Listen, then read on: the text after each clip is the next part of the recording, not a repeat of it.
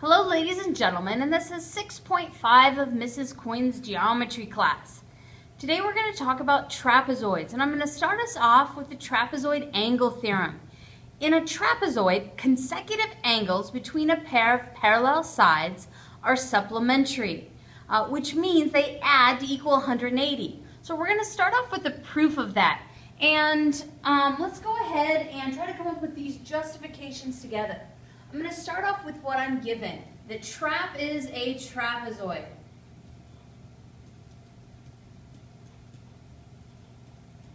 And we are given that. Then I should be able to say that the measure of angle 1 plus the measure of angle 2 equals 180 degrees. Notice I took this trapezoid and then I extended this line past the measure of angle 1. So we'd have an angle here and an angle here. And hopefully you'll agree with me that those are linear pairs.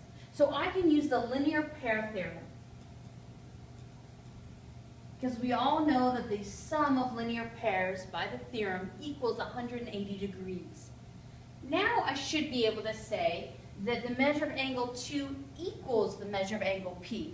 And that's because there's some kind of angles. Think about what kind of angles angle P and angle 2 are.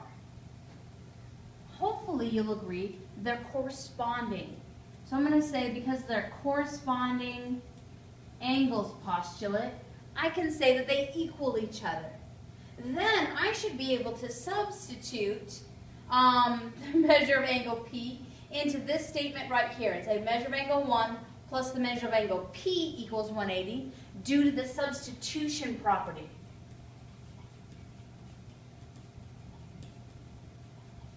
And finally, now that I have it in this form, I can say that the measure of angle 1 and P are supplementary because of the definition of supplementary angles.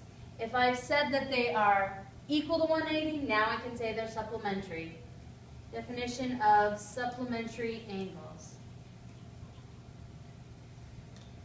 All right, given the trapezoid then below, we're going to use this theorem, and actually using it goes a lot quicker than proving it. If I know that this angle is 130 and the sum of these two angles must equal 180, then angle B has to equal 50 degrees. Would everyone agree with that? I take 180, I minus 30, angle B must be 50. Now how would I find measure of angle D?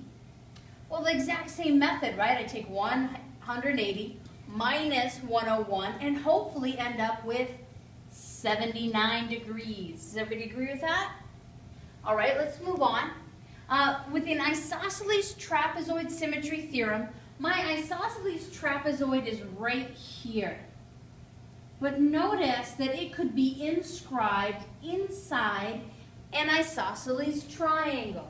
So in my isosceles trapezoid, I know that these base angles have to be equal. And so the perpendicular bisector of one base has to be then the perpendicular bisector of the other base.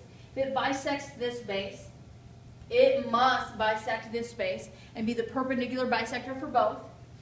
And a line of symmetry for the triangle. So if it's a line of symmetry and it's the perpendicular bisector of both, if I know these two angles are equal, what do I also have to know about these two angles? That's right, they also have to be equal or congruent. So for my isosceles trapezoid theorem, we say in an isosceles trapezoid, the non-base sides are congruent. And that goes back to this one right here. If this is a line of symmetry, then everything on both sides has to be equal. This shape has to be congruent to this shape. So now I can add congruency symbols here and here, which tells me that the non-base sides are congruent. So now we also have a rectangular symmetry theorem. The perpendicular bisector of the sides of the rectangle are symmetry lines for the rectangle. I can split it in half this way, or I can split it in half this way. If I have two lines of symmetry, then I have twofold rotational symmetry.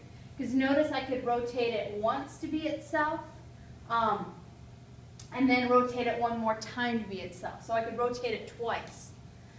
For tomorrow, though, we'll deal more with rotational symmetry in a little bit. For tomorrow, I'd like you to take a peek at the trapezoid home and notice that HO is parallel to ME. And so I'd like you to identify the measure of angle M and find the sum of measures H and E. And I'll see you tomorrow.